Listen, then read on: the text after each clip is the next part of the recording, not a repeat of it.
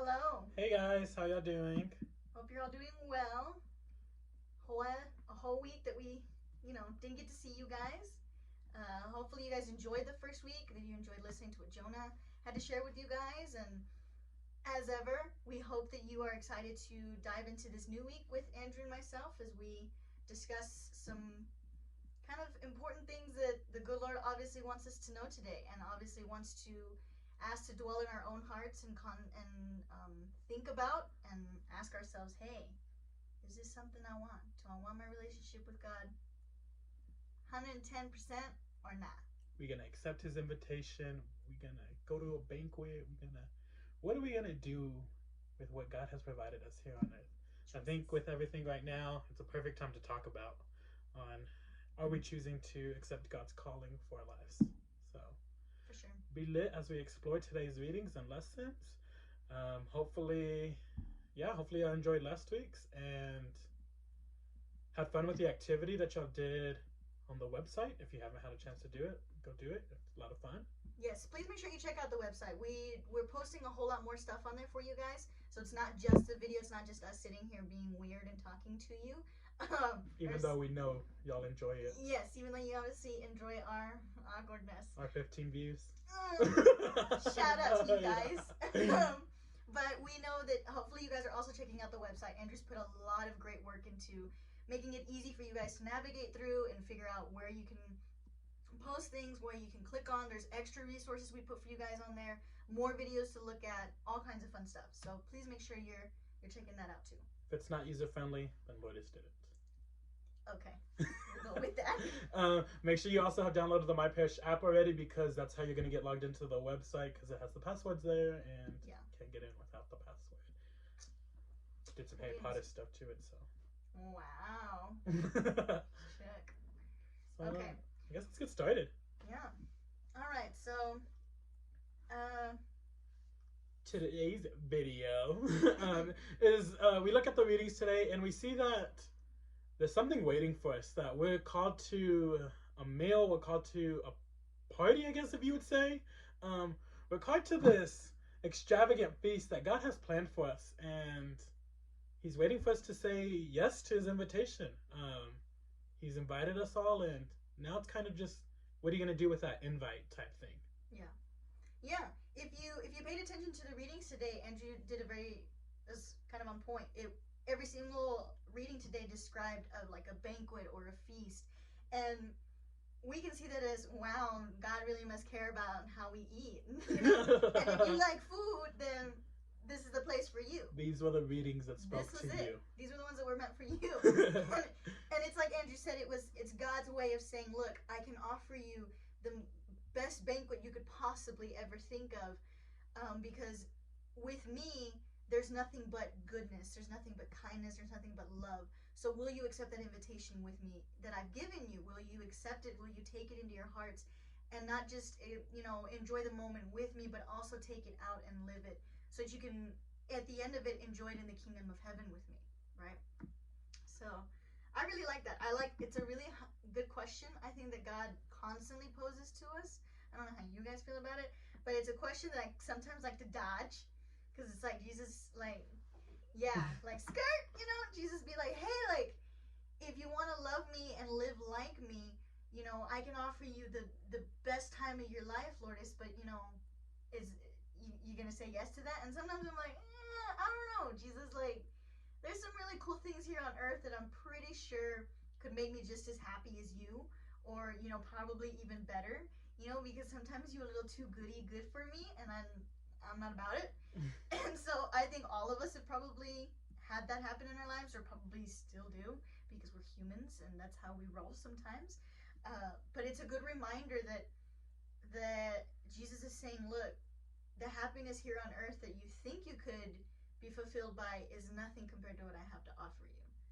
So I think Lourdes brings up a really good point in that, because it's like, she's right. Like, Jesus offers this invitation not once, and we see that in the gospel. Like, he sends out this invitation multiple times, and he continues to send out this invitation even today. But are we willing to say yes? Because we have so many monetary things here on earth. We want the stuff that's here and now, and we don't tend to look past are what happens whenever we're no longer here and in the now.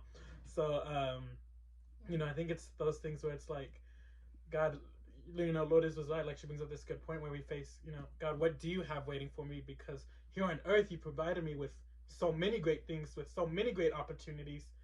What can be better than this right here? Yeah, for sure. And so I think the first reading really encompasses that. Isaiah was obviously struggling with the same things even way back in the day. But he writes this nice moment of reminding us that on this mountain, it starts off on this mountain, the Lord of hosts will provide for all peoples a feast of rich food and choice wines. Sorry, I can't read it. Spicy rich food and pure choice wines. So even if you up in those, like, you want some chile, he has it. It says it right there. Spicy rich foods, chocolate milk, that's rich. It's there. It's gonna be there. Anything that you could possibly find to be the best part about this banquet Jesus is God is gonna offer us. Then Isaiah says that in the he offers all the people this rich feast and this rich banquet because there's no sorrow. There will be no more death. He says he will destroy death forever. The Lord God will wipe away the tears from every face, and the reproach of his people he will remove from the whole earth. And he's talking about this moment where God is like, I have something wonderful to offer you guys. There's not going to be any death. There's not going to be any sadness. Just complete goodness and love. Like, what's better than that? For real. I think Lourdes brings up a really good point in what Isaiah says, because not only does he tell us about the feast, right? Because, like, a lot of times whenever you go to a party, they're like, well, what are you serving? And then that kind of determines the factor of, like, if you're going to go or not. And then, you also do that whenever you go out to eat and things like that. But so if you know there's going to be bomb food, you're like, okay, I'm going to attend. And not only does Isaiah tell us, hey, there's going to be bomb food there, but here's what happens when you say yes. Here's the aftermath that we get to see whenever we say, hey, Jesus, we're attending a banquet and we're coming to you wholeheartedly. Then Jesus tells us, you know what? Like Lord says, I'll wipe away their tears. Death, you won't have death anymore. And here's all the goodness that's coming from it. Yeah. So I think Isaiah sends out this bomb invitation of saying, like this RSVP type thing of, hey, I'm going to throw this out there and, like, y'all tell me what y'all think. If you say yes, then you have something more waiting for you earlier. So I like to look at Isaiah's reading out of the 3 readings as the RSVP type event. So he's putting his ticket in there and saying, like, hey, just so you know, this is what you have to expect in. Yeah. Let me know if you're coming or not. For sure. I like that. That's a really good way of putting it, I think. If you're a little bit confused about the first reading. And I think we can also remember that we're describing this way of, like, a big banquet and a big food and and all this food. And sometimes I think we kind of want to stop and we're like, are you being for real? Like, is that all God's got to offer me is some bomb food up in heaven? Like, because if that's so, bet. I think we also have to remember that the way that we're talking about in this moment is that it may not literally be, food. But the point is that because as humans, we look at those kinds of things, a great banquet, a big feast. Like Andrew made a really good point when he said, when you're going to a party somewhere and your first thought is, well, what are they going to serve? Because that's an important thing to us. These make up an important factor of whether we choose to accept a yes or no to those things. So, these readings did a very good job of using that metaphor and that analogy of food and a big banquet as God being like, I know you humans, I know you love to eat. So if the way of me getting to you and understanding how great the kingdom of heaven is and the great opportunities I have for you if you accept my invitations in your lives is as great as a great big feast, then that's what I'm going to compare it to, a great big feast. It might not literally be food, but if that's the best way you're going to understand it and say your yes to me, bet. I'm going to use all the analogies I can with food. So we have that. So then going on to the responsorial psalms in the second reading, I think it tells us how we should accept this invitation. So we have our RSVP from Isaiah, and then we have, like, the requirements to attend type thing of, like, it's a black suit and tie event type thing, or it's a casual event, so, like, this is what you wear. And I think they do a good job, in the responsorial psalms. Our response is, I shall live in the house of the Lord all the days of my life. I love that responsorial psalm because it's something that I want to proclaim every day, that, God, I'm going to live in your house and I want to say yes to your invitation. Help me say yes to your invitation. And And then it goes on to, he guides me in the right path. I fear no evil. You are at my side with the rod and your staff that give me courage. You spread this table before me. Only goodness and kindness follow me. Like, this responsorial psalm it uplifts you. It's like, you know, in my moments of fear, God, like, you're there for me. In my moments of where I'm stressed or I feel anxious, you comfort me. God, in my not most kindest moments, you remind me to be kind and loving. Yeah. And I think especially now with everything going on, you know, we're still having to do this whole, you know, social distance practicing, you know, with the ideas that we need to be aware of each other's safety and all these like constant questions, all these constant precautions we're having to worry about. Sometimes we can wonder to ourselves, like, God, what is you doing? You know, are you there? I'm scared right now. I'm scared for myself. I'm scared for my family, my friends. You know, I'm also tired of everything that's going on. I'm ready for all this to be over. You know, all these big events that have been happening here lately this year.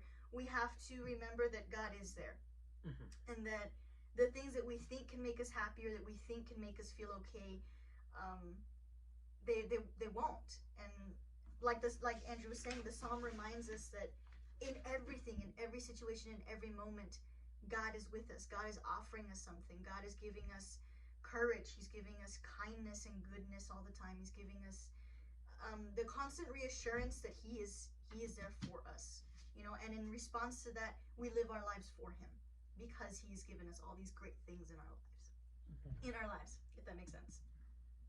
Yeah, it does. So, Always makes sense. I hope so. You're gonna watch this video. Yeah, if you want to comment and be like, nah, fam, that wasn't it.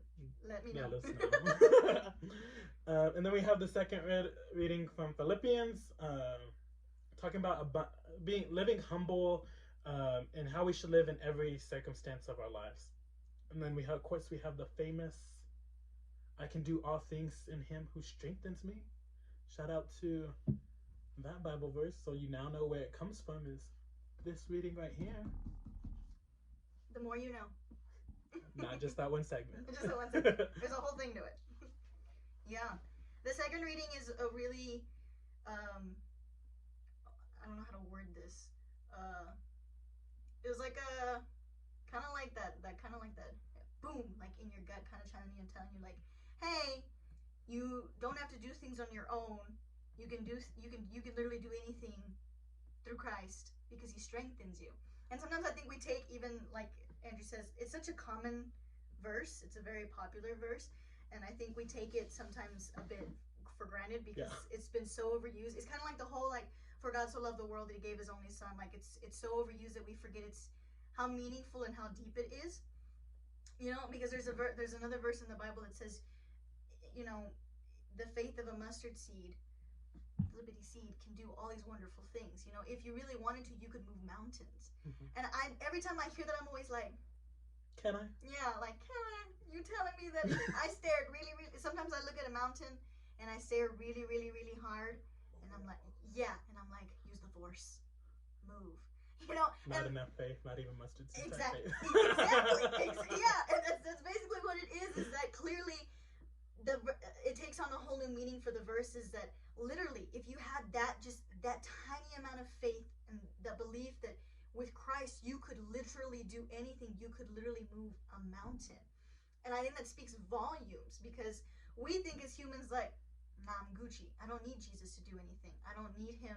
I only need Him as my 911 phone call. You know, something we've talked about quite often with you guys is that we tend to put God on the back burner, and He's the guy that you need when, you know, the world is falling apart, and then you're like, orale, you know, Jesus. Yeah, and you're like, yo, I need you. I'm sorry I haven't been there for you, and, you know, because you're always there for me, God. I'm so sorry. I'll get better. Yeah, I'll do better. I'll do more, and then Jesus is like, okay, cool. And then second things get better, we're like, yeah, deuces. Yeah, I know you're there when I need you.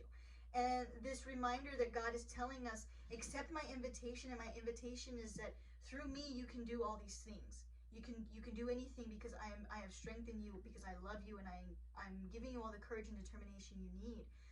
And so we have to ask ourselves, is that what I want? Do I want to keep God on the back burner, or do I want to keep Him in the forefront at all times and not just use Him when I need Him, but use use him even on my best days, because even on my best days, I can move a mountain if I needed to. Mhm. You know, and the reward for that is that really great banquet and feast that he's gonna have for me. So Going after this reading, again, I think Lourdes brings up, she's hitting the nail on the hammer today. Like, there's some good points she's bringing up. But no, I like how we close this reading. My God will fully supply whatever you need in accord with His glorious riches in Christ Jesus. To our God and Father, glory forever and ever. Amen.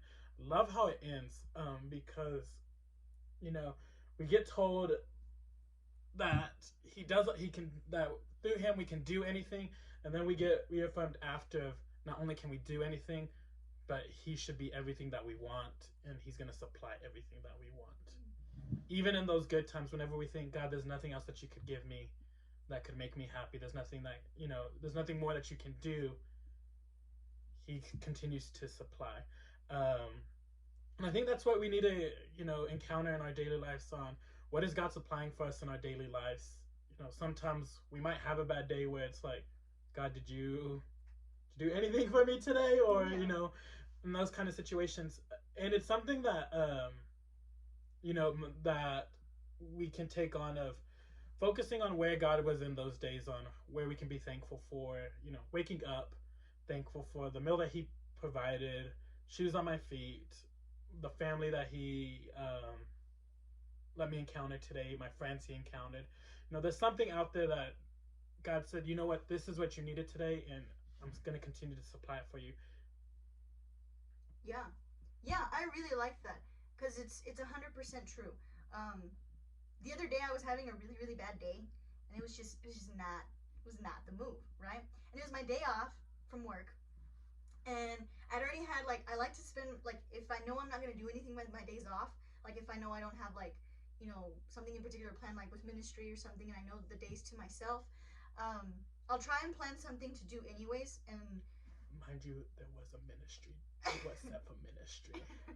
But anyway, so Andrew had been working the fair, and I've been helping him this, the past couple weeks. So my room had become this complete disarray of clothes and all kinds of random items that had been all over my room that I just hadn't had them either the desire to pick it up and do something with it, or just I didn't have the time. And so this first day on my day off, I was like, okay, I'm gonna get it together. I'm gonna clean my room. It's gonna be Gucci. We're gonna succeed today. I had some extra errands I needed to go out and run. I needed to go by Walmart and go pick up a few things. I needed to do, these little household things that I needed to get done. So I got the room clean. It was great. And then I was out and I was running some errands, and then it's just it's kind of just one of those days where it just something hits in your mind or something happens, and it just it was like that. And I hate when that happens, because I'm introverted and I don't like telling people what's bothering me or what my feelings are. And so when I do speak out, and I texted Andrew that day, and because we did have something planned for ministry. That stuff scheduled. Yeah, we did. We had stuff scheduled, and he was like, "Hey, we still doing this or what?" And I was trying my hardest. I was trying to be yeah, do you want me to go by? We can do it. It's fine. If you still want me to do it. And then Andrew was like, well, no, I got a Zoom meeting in 20 minutes. And so I was kind of just well, I don't really know what else you want me to do then. So then I ended up just being okay, do you want me to go afterwards? I was still trying to be I'm gonna try. She was. I don't want to people right now, but I'm gonna try. And then he was like, it's up to you. And I don't like it when Andrew does that, because then I'm like, can't you just make the decision right now? But I know I can't telepathically get him to understand that, because that doesn't make any sense. Obviously, I don't blame. I thought I was being a good person. It's up to you. You let me know. I'm free. Yeah. And so he ended up offering me a couple other days this week that he's we could do it on this day or that day or whatever, whatever works for you. And eventually, when he offered me that, then I was okay, I'd rather pick a different day where I know I'm in it and I'm not trying to be fake, compared to trying to go right now when I know my heart wouldn't be in it. And so I told him, I was hey, can we do a different day? That would work better.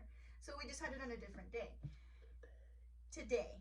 And so the thing was that in the moment that I started to have a really bad day, I was not in it with God. Normally, when you're having a good day, obviously, Andrew says, you're thanking God for the little things. You're oh my gosh, Jesus, thank you for this packet of ramen noodles that I found that I can eat today. And all these little things that you're happy for. But the moment that my mood got sour, I was not thinking about those things. I was walking around and I was so mad because I'm in the like look for a new mattress, right? Because I need a new mattress. And I had the plan that I was like, hey, this is the day I could go get a new mattress. I went and I looked, and the mattresses that I wanted, they were all out. And so I was like, if it's not one thing, it's another. You know, like stupid little things that I was not about. I was telling God, I was like, are you mad at me or something? Because if so, tell me what I can do to fix it, Lord, because this ain't it. And I was just in this like sour mood. It was just not it. And I got home and I was sad and I was like, what do I do? You know, I'm hungry, but at the same time I don't want to eat. Like it was all over the place. And I was sitting, and my brother, who's also my roommate, he was out of town because he gets 2 days off in a row. So he'll go home and he'll visit our parents, and he spends the time in our hometown. So he was gone. So I was home alone. And so I was like, I'm home alone, which normally as an introvert I love. Yeah, like cue this sad little like violin music. It was just so sad. And then I was sitting there, and I looked over and I saw I've been currently reading War and Peace, which is a really, really, really, really like thick book. It's a big book, and I hadn't read it. And I hadn't read it in a while. I had started reading it, and then I stopped reading it. And I just saw it, and I was just like, I guess I could read, you know, nothing else to do. So I started reading. And it was like, and I don't know if this is just a nerdy moment for me or what it was. It probably was, yes. But it probably was. And so I opened the book, and the second I started reading, I was just like, oh my gosh, I forgot how good this story is right now. Like, you know, so-and-so got married, but he's not happy, and he doesn't know how to make it happy, you know, and all these like little storylines that were happening. And in like flat few seconds, I was happy again, which is as nerdy and as dorky as that sounds. It's as true as I can describe the feeling. And I finished reading the couple chapters that I wanted to read, and I stopped, and it was just this moment that I was like, thank you, Lord, because Lord knows I like to read. Anybody who knows me knows I like to read. And in this when I thought I wasn't gonna have a good evening or a good afternoon, something as simple as seeing my book that I hadn't read in a couple months now and picking it up and reading a few chapters and experiencing something that I take a simple joy in reminded me that God is there for me, and that God is like, look, I am here for you even when you don't think I am. I'm here for you in this moment when you can see something as nerdy as your little book that you hadn't read in months and read a couple chapters. Something that can bring you joy brings me joy, you know? So I really like that Andrew says that God will always supply what you need, because God is everything that we need. And so I just wanted to share that I experienced that moment, that I was like, wow, God, you supply everything I need. You supply everything I need, because you are all I need. You bring me the joy that I needed to feel in that moment. So God over here being like the Sam's and the Costco. Yeah, nah. No? No. No. No. Because they didn't have your mattress? Because they didn't have my mattress. All I had was full size and twin size. Which, I mean, most, like, you know, people have, like, I was about to say, most people size. have, like, a full-size bed. You know, but I've had a queen size my entire life. So, I'm a queen. Gotta be treated like a queen, you know? She wears her crown proudly. Obviously, you saw she could not go anything less. I couldn't go anything smaller. I mean, I guess I could have gone for a king, but those are a little pricey. So, your girl's balling on a budget. So, if you got the hookups with the mattress, let me know. Let her know. Please. Okay, and then we bring it home with the gospel. And the gospel did not play today, guys. As it normally doesn't, but... You know, yeah. Jesus be wilding with his teachings to make sure that he really is like, okay, if you didn't get it the first time in the Old Testament, the New Testament, you had your chance, so we're gonna bring it home with, I'm gonna give you a hardcore teaching here. Yeah. So he does his amazing thing of teaching us through parables. We all love Jesus and his teachings. So he tells us, you know, the kingdom of heaven is going to be likened by a king, that he's going to have a wedding feast for his son. And he sends out his servants to invite everyone.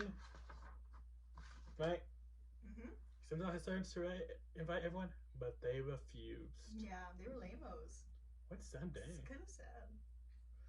So then at the second time, he sent other servants saying he tells them to invite them again, that he has a fattened calf. Some fattened cattle that are... They ready. Put them in burgers. Okay. And everything is ready to come feast. Some ignored the invitation and went away. That's twice. So sad. Yeah, like usually, like after one invitation, I'd have been like, "Well, they don't come, they don't come." Right? Yeah, I think that's Your a boss good. is calling you. You're in trouble. Okay. We gotta move a desk. Okay. I'll be back, guys.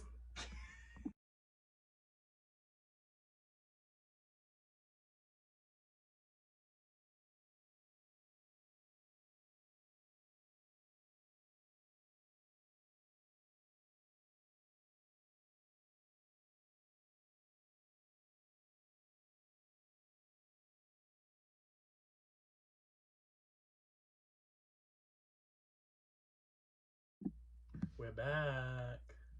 Oh. We're back. Okay, so we have the second invitation. People didn't show up. So then the king's like, alright, go 3 times. Third time's a charm. And he says, invite whoever. Wait, does he? No. No, he didn't. Just kidding. He was enraged because the second time that he'd sent And Pete Father John! Gotta love a good priest. Is he even your real priest if he doesn't jump in on your ministry? No, but the second time after he invites him and he's like, some ignored and went away, the rest of them laid hold of his servants and mistreated and killed them. So the king gets mad. That's why he got mad. I was like, I know he gets mad at his son. Yeah, he gets mad, and so he's like, he sends troops after the murderers, and he's like, burn the city. Yeah. And so then he ends up telling his servants, the feast was ready, and those who were invited were obviously not worthy to come. So he tells them, so go out and just find whoever you want. Because obviously the first people he was inviting were probably specific people, because he was a king.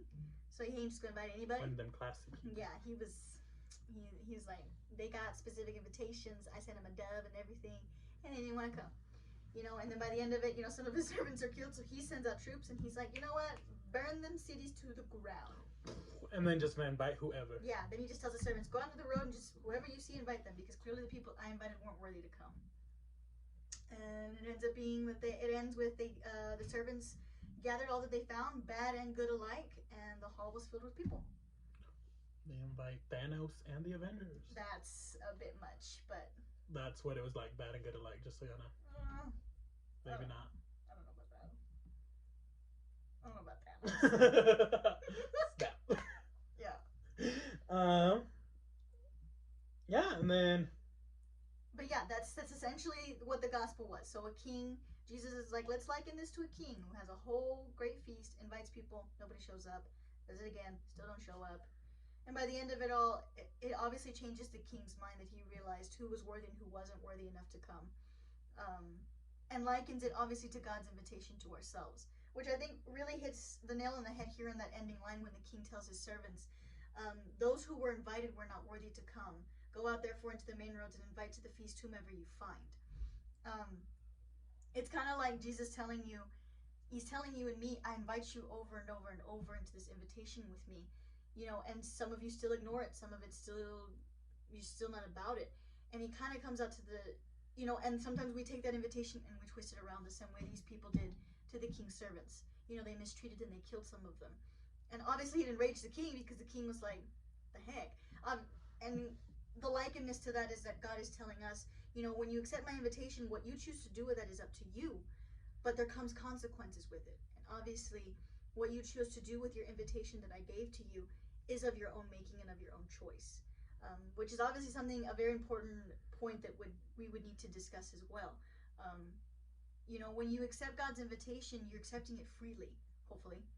Hopefully no one isn't enforcing this choice on you. But God is giving us this invitation to us, and he says, take it freely. I'm going to give it to you over and over and over again, whether or not you keep declining it or whether you keep mistreating it. But please know that by the end of it all, the end of this whole journey, and you've still decided to mistreat this invitation that I've offered to you, don't be surprised when the consequences come of that aren't something you're going to like, obviously. So I think it's a very important gospel to pay attention to. That clearly, if we don't accept God's invitation, if we chose not to accept God's invitation, that's your choice. There's consequences after. Yeah, but there's consequences after, as there are to every choice that we make. So I think the question that we kind of want to ponder with you guys is, do you want to accept God's invitation? Because accepting his invitation freely of your own choosing comes obviously with greatness, as we saw in the readings before that. There comes kindness, there comes courage, there comes God supplying you with everything you would ever need in life because he is all you ever need. It comes with a wonderful feast and a wonderful banquet that you can enjoy with him in the kingdom of heaven. Is it something you want? Or is it an invitation that you're just going to see and you're just going to keep kind of just dumping it into the trash? Kind of like when you get that spam mail.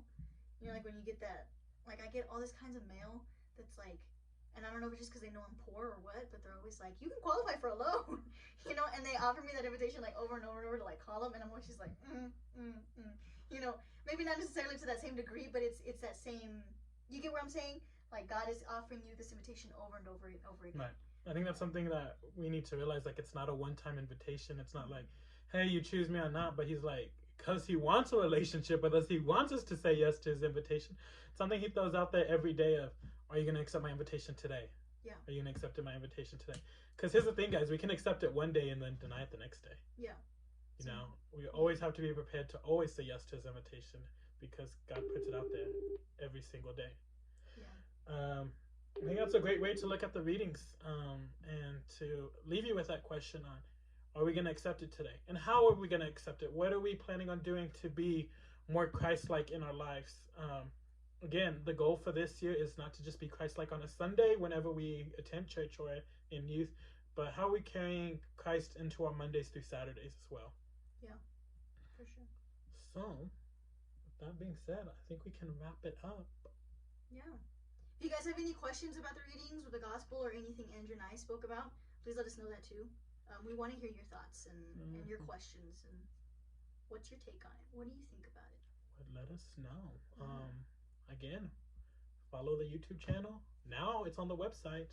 So we're going to continue posting on YouTube specifically for people who aren't gathering and not registered here at Christ the King.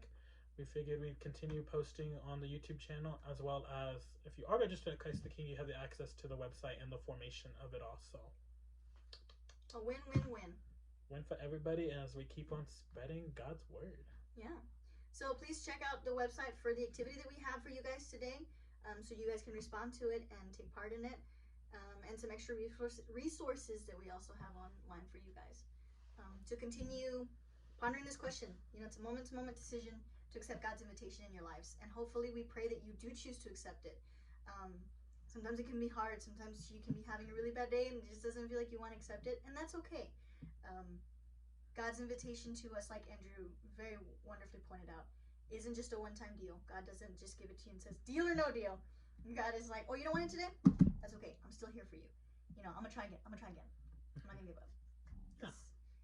God's love is never ending. Overflows our cup. For sure. So, until next week, guys, we'll see you again next week. Maybe you'll hear from Clarissa next week. Maybe we can get her video working and all that good stuff. So, high schools, get ready to hear from Youth Minister Clarissa. Because I know she's excited to be back to see y'all. No, that's a lie. I lied. I'm sorry. I got so hyped with you. We will not have a video next week because we will be Zooming next week. So we will get face-to-face. So Clarissa will not be recording a video. You will get to interact with her. You get to interact with her. Face-to-face. Well, not face-to-face. Camera through camera. You know. But this time everyone knows face-to-face is through Zoom. It'll be in real time though. So if I do this, you can be like, that's cringy stuff. You can do this as well. Or you could respond that way so too. Saying, I was gonna be like, no. So until next week, guys, whenever we see you at the Zoom meeting, hope to see y'all all there, and peace, signing love, off, faith, peace, love, all that good stuff. We'll see y'all next week. Christ the King. Bye, guys.